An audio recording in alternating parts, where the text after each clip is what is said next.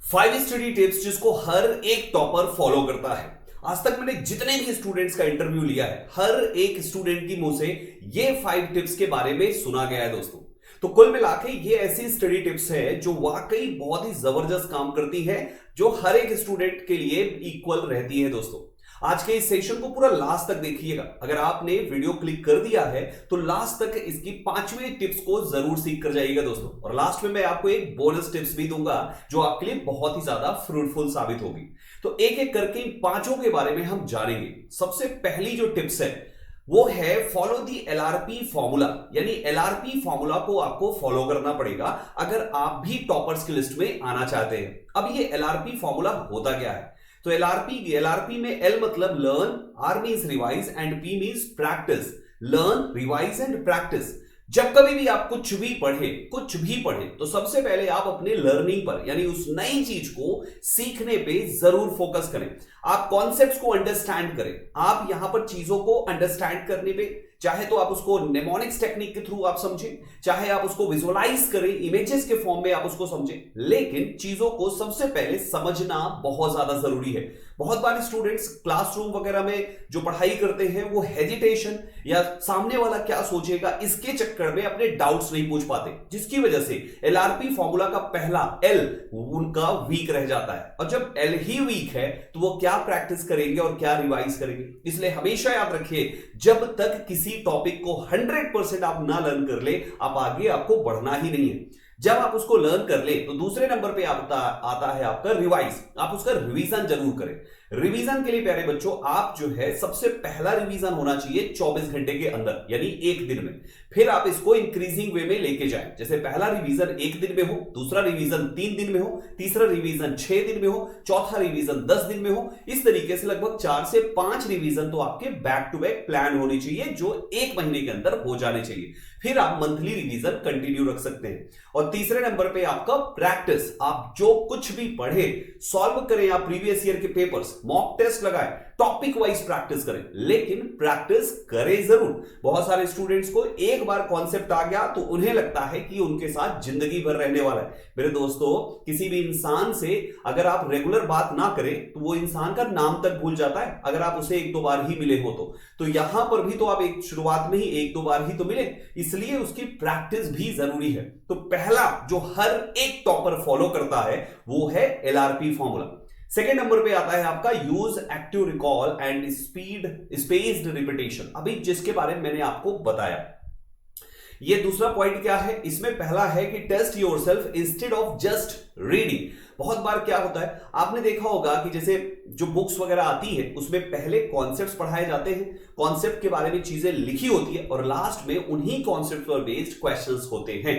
यानी ये क्या है, वो यही चीज है कि आपका सबसे पहले एक्टिव रिकॉल है कि आपने जो कुछ भी पढ़ा आप उसको पढ़ने के बाद खुद को टेस्ट कीजिए, है ना। इंस्टेड ऑफ जस्ट रीडिंग मतलब केवल रीड करके छोड़ना नहीं है, बल्कि जो चीज आपने रीड किया उसको रीड करने के बाद तुरंत उसका टेस्ट लीजिए। यानी कि अगर बुक से सॉल्व कर रहे हैं तो आखिरी में दिए हुए क्वेश्चंस को जरूर सॉल्व कीजिए, या किसी क्लास वगैरह में अगर पढ़ रहे हैं तो आप उनसे जो टेस्ट दिए जाते हैं आपको टीचर्स के द्वारा उन्हें जरूर सॉल्व कीजिए। ये बहुत ही ज्यादा इफेक्टिव होता है। दूसरे नंबर पे है रिव्यू कीजिए। आप चीजों का रिव्यू कीजिए टॉपिक्स का एट इंक्रीजिंग टाइम। बहुत सारे स्टूडेंट्स इसका ध्यान ही नहीं देते। एलआरपी फॉर्मूला में भी इसके बारे में मैंने अभी जस्ट जिक्र किया। यानी रिव्यू क्यों करना है, ये आपका इंक्रीजिंग टाइम गैप में रिव्यू होना चाहिए। पहला रिवीजन होना चाहिए 1 दिन में, दूसरा 3 दिन में, फिर 7 दिन में, फिर 10 दिन में, फिर 20 दिन में। इस तरीके से फिर मंथली रिवीजन पे आप आके इसको रोक दीजिए और मंथली रिवीजन करते रहिए। तो रिव्यू करना अपने टॉपिक्स का बहुत जरूरी है। और तीसरा पॉइंट है this method boost long term memory and reduce forgetting. कौन सी चीज? जो आप रिव्यू करते हैं। तो टॉपिक का रिव्यू करना यानी उसका रिवीजन करना बहुत ही ज्यादा जरूरी होता है दोस्तों। तीसरा आपका जो स्मार्ट प्लान है दोस्तों वो है create smart notes and mind gaps. ये क्या होता है? आपको अपने स्मार्ट नोट्स क्रिएट करना है और माइंड गैप्स पर फोकस करना है। मतलब क्या है? सबसे पहला कहते हैं make short to the point notes in your own words. आज का जो जमाना है ना, स्टूडेंट्स पीडीएफ पीडीएफ पीडीएफ के पीछे भागता है। देखो, पीडीएफ अपने पास रखना बुरा नहीं है, लेकिन खुद अपने से नोट्स नहीं बनाना सबसे बड़ी गलती होती है, क्योंकि आप कभी भी एग्जाम के टाइम में टीचर्स के द्वारा दी गई पीडीएफ से रिवीजन कर ही नहीं सकते हैं। आपको सेल्फ नोट्स की जरूरत हमेशा पड़ेगी। तो प्यारे साथियों, इस बात का हमेशा ध्यान रखें कि आप to the point, topic wise to the point, मतलब केवल पॉइंट टू पॉइंट, जिस टीचर जिस एक क्लास में अगर वो 10-15 रूल्स आपको पढ़ा रहा है, तो बच्चे उसको आपको केवल मैक्सिमम एक पेज के अंदर खत्म कर लेना है। मतलब वो 15, 20, 25 स्लाइड्स को एक पेज के अंदर टू द पॉइंट अपनी नोट्स जरूर बनाए। दूसरा है आपका यूज माइंड गैप्स। ये क्या है? Use mind gaps, flow charts and colour coding for visual memories. देखो, जनरली क्या होता है, चीजों को जब आप याद करते हो, रट्टा लगाते हो, तो चीजें अगर किसी तरह याद भी हो गई ना, तो बच्चे वो लॉन्ग टाइम तक, आपके लॉन्ग टर्म तक आपके मेमोरी में रहने वाली नहीं है। हमारा जो ये दिमाग होता है ना, ये विजुअल्स पे काम करता है, ये इमेजेस पे काम करता है। आप इसको प्रैक्टिकली भी देख सकते हैं। मैं आपके सामने 2 ऐसे नाम लूंगा जिनको आप अच्छे से जानते हैं। मेरा पॉइंट ये है कि बच्चे, आपको उसके इमेज के बारे में नहीं सोचना है, बल्कि आपको केवल उसकी स्पेलिंग सोचनी है। ठीक है, आप इसको जानते हैं। ये छोटा सा एक माइंड एक्सरसाइज करके देख लेते हैं, हमारा दिमाग किस पे काम करता है। किया जाए? ठीक। पहला वर्ड है एलिफेंट, दूसरा वर्ड है टाइटैनिक, तीसरा वर्ड है क्रोकोडाइल। आप मुझे बताइए, जब मैंने आपके सामने ये 3 वर्ड्स बोले, तो आपके दिमाग में इनका इमेज आया या इनकी spelling I? I am 100% sure कि आप बताएंगे कि सर इसका इमेज ही आया है, स्पेलिंग नहीं आती। दोस्तों, स्पेलिंग तो हमारे माइंड में इमेज आने के बाद ही आती है। तो इसलिए आप विजुअल्स पे काम करें। आप colour coding and for visual memories, यानी विजुअल्स पे काम करने के लिए आपको कुछ भी, किसी भी तरीके से चीजों करना पड़े, उसको फॉलो कीजिए। इसीलिए मैं अपनी वोकैबुलरी की जब क्लास में लेता हूं, तो मैं अपनी वोकैबुलरी को विजुअल्स के फॉर्म में बच्चों को निमोनिक्स टेक्निक अप्लाई करते हुए याद कराता हूं, जिससे मेरे द्वारा पढ़ाई गई कोई भी वोकैबुलरी कभी जिंदगी में बच्चा भूल ही नहीं सकता है। तो आप भी मेरी वोकैब की क्लास में विजुअल्स के थ्रू चीजों पे काम कर सकते हैं। बाकी ये तरीका केवल इंग्लिश के लिए नहीं, बल्कि हर एक सब्जेक्ट में आपको अप्लाई करना है। और तीसरा, keep 1 quick revision notebook for last minute prep. जो आपने सेकंड नंबर में, ये आपका जो फर्स्ट पार्ट पे ही है, make short to the point notes, यही नोट्स आपके क्विक रिवीजन में हेल्प करेगी बच्चे। तो इस बात का ध्यान रखें। जो तीसरा पॉइंट है, हर एक टॉपर फॉलो करता है, वो ये चीज है। चौथा पॉइंट है अवॉइड मल्टीटास्किंग। देखो, जनरली ये तो कहा जाता है कि मल्टीटास्किंग करना चाहिए, मल्टीटास्किंग करना चाहिए, सही बात है। लेकिन एक बात बताइए, अगर आप मल्टीटास्किंग करेंगे तो हमारे पास दिमाग तो एक है, 2 काम में या 4 काम में फोकस कैसे कर पाएंगे? खासतौर पे एक स्टूडेंट के लिए मल्टीटास्किंग तो बिल्कुल भी सुटेबल नहीं है। हाँ, अगर दूसरा कोई ऐसा काम है जो जनरली उतना यूजफुल नहीं है, तो आप बेसिक आप कर सकते हो मल्टीटास्किंग। जैसे मैं बहुत पहले, जब मतलब आई थिंक स्कूलिंग के टाइम का मुझे याद है, एग्जाम के टाइम में मैं किया करता था कि मैं ब्रश करते समय भी मेरी नजरें बुक पे होती थी। अब इंपॉर्टेंट मेरे लिए बुक रीडिंग है, क्योंकि एग्जाम है भाई साहब, एग्जाम है, कुछ दिनों में ही एग्जाम शुरू है या आज ही एग्जाम है। तो मैं ब्रश कर रहा हूं, मेरा फोकस बिल्कुल ब्रश पे नहीं है और पूरा ध्यान मेरा उस पे। इस तरीके की मल्टीटास्किंग आप कर सकते हो। लेकिन ऐसा कोई काम जिसमें आपको इंग्लिश भी आप एक बुक में पढ़ना है, दूसरे साइड मैथ्स भी सॉल्व करनी है, तो कैसे कर लेंगे, राइट? तो ये पॉसिबल नहीं है। कोशिश करें एज अ स्टूडेंट मल्टीटास्किंग को अवॉइड करें, फोकस डीपली। अब देखिए, नो डिस्ट्रैक्शन, कोई डिस्ट्रैक्शन नहीं चाहिए जब आप पढ़ाई कर रहे हो। कि phone in another room while studying, पढ़ाई करते समय अपने फोन को दूसरे कमरे में रखिए। दोस्तों, मैं तो कहता हूं कि हर एक स्टूडेंट को प्रिपरेशन यानी पढ़ाई को कुछ इस तरीके से करना चाहिए जैसे वो एग्जाम हॉल में बैठा है। एग्जाम हॉल में बैठा हुआ कोई भी स्टूडेंट, कभी आपने देखा है कि आप एग्जाम हॉल में बैठे हो और आपके दिमाग में चल रहा हो कि यार इंस्टाग्राम पे किसी ने मैसेज तो नहीं किया, यार व्हाट्सएप पे किसी का मैसेज तो नहीं आया, यार किसी रिश्तेदार ने फोन तो नहीं किया? आता है किसी के दिमाग में? नहीं आता, कभी आ ही नहीं सकता, क्योंकि उस समय आपका जो फोकस है वो आपके उस एग्जाम पे है दोस्तों, उस पेपर पे है जो सामने खुला हुआ है। तो एक स्टूडेंट को अपना फोकस बनाए रखने के लिए एग्जाम हॉल वाला फोकस चाहिए, तो एग्जाम हॉल वाला एनवायरनमेंट आपको बनाना पड़ेगा। जैसे अपना मोबाइल फोन दूर ही रखिए, मैं तो कहता हूं कमरे पे ही नहीं रखिए, दूसरे रूम में रख दीजिए। केवल पानी की बोतल लीजिए, जरूरत की चीजें लीजिए, कुंडी लगाइए, बाहर से सबको बोल दीजिए don't disturb, right? Keep phone in another room while study. दूसरा पॉइंट है study in pomodoro session. Pomodoro session actually एक ऐसा तरीका है, एक ऐसा मेथड है जिसमें चीजों को फुली फोकस्ड होकर पढ़ना सिखाता है दोस्तों, जिसमें 25+5 का है, यानी 25 मिनट की स्टडी और साथ में 5 मिनट का ब्रेक लिया जा सकता है। अगर आप प्रोमोडोरो सेशन को फॉलो करते हैं तो बच्चे 25+5 करने पर आपका फोकस इतना स्ट्रांग रहेगा ना कि ये पूछो मत। बस ध्यान रखिएगा कि इस 5 मिनट के ब्रेक में आप गलती से भी अपना मोबाइल ना चलाइएगा, क्योंकि अगर आपने मोबाइल खोल दिया तो 5 मिनट में तो कभी बंद करने वाले ही नहीं है दोस्तों।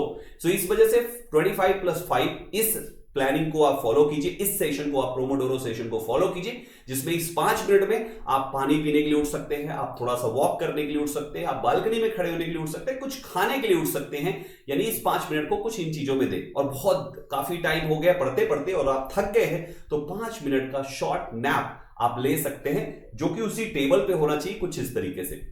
और अगला पॉइंट है focused study is always better than long hours of distracted study. आपको 15 घंटे बुक के सामने नहीं बैठना है, आप 5 घंटे बैठिए, लेकिन वो 100% प्रोडक्टिव हो दोस्तों। तो इसको फॉलो करेंगे तो जरूर हो जाएगा। 5वां और आखिरी, इसके बाद बोनस टिप्स आपको जरूर मिलेगी दोस्तों। Stay healthy, sleep, food and exercise, जिसको ज्यादातर स्टूडेंट अपने पढ़ाई करते करते अवॉइड कर जाते हैं, जो कि आपको नहीं करना है। देखो बच्चे, सबसे पहली चीज, जब आपके पास एग्जाम के लिए काफी टाइम है कि भाई मेरे पास 4 महीने, 6 महीने या साल भर पढ़ाई करनी है और उसके बाद एग्जाम देने जाना है, तो आप इन चीजों को बहुत ही बेहतर तरीके से अप्लाई कर सकते हैं। आपका दिमाग और शरीर जब हेल्दी होगा तभी आप पढ़ाई पे पूरी तरीके से फोकस्ड हो पाएंगे। तो पहला है get 7 to 8 hours of quality sleep daily. एक स्टूडेंट को 7 से 8 घंटे, जब उसके पास टाइम ही टाइम है कि अभी मुझे प्रिपरेशन करने के लिए इतना समय है, तो इतनी स्लीप तो डेली बेसिस पे लेना जरूरी है।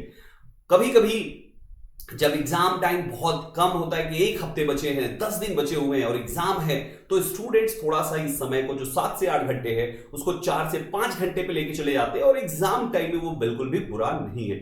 बट मैं तो ये कहूंगा कि अगर आपने काफी टाइम से प्रिपरेशन करी है तो आपको एग्जाम टाइम में भी ये लोड लेने की जरूरत नहीं है। एज इट इज रूटीन को आप कंटिन्यू रख सकते हैं। ईट लाइट, बहुत ही गले एकदम ठूस के नहीं खाना है, लाइट खाइए, न्यूट्रिशियस फूड खाइए to keep your brain active. बहुत बार स्टूडेंट्स कुछ भी मिल गया और खाना शुरू कर देते हैं, ऐसा नहीं करना है। और तीसरा पॉइंट है एक short walk of 15 minutes minimum, exercise जो आपके कंसंट्रेशन को इंप्रूव करेगा, जरूरी है।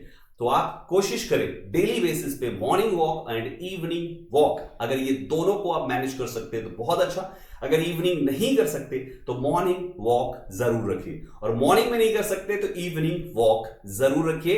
15 मिनट्स मैंने मिनिमम रखा हुआ है, इसको आप बढ़ाकर 30 मिनट्स, 45 मिनट्स या 1 आवर भी कर सकते हैं आप अपने सुविधा के अकॉर्डिंग, जैसे आपको ठीक लगता है। तो ये 5 पॉइंट्स हर एक टॉपर फॉलो करता है।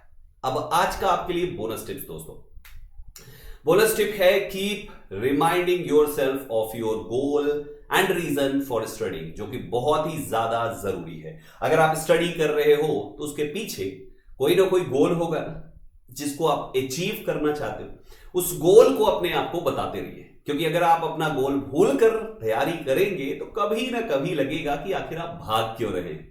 तो एक डायरेक्शन तो आपको मिल गया, डेस्टिनेशन पता होना चाहिए आपको जाना कहां पे है। आप किसी गवर्नमेंट एग्जाम की तैयारी कर रहे हैं तो अपने दिमाग को बताइए कि इस डेट को एग्जाम है और इस प्लान को फॉलो करके आपको अपनी प्रिपरेशन अच्छी करनी है। तो आप अपने आप को रिमाइंड कराते रहिए अपना गोल, रीजन फॉर स्टडिंग। और दूसरा हमेशा याद रखिएगा, motivation plus discipline is equal to 100% success.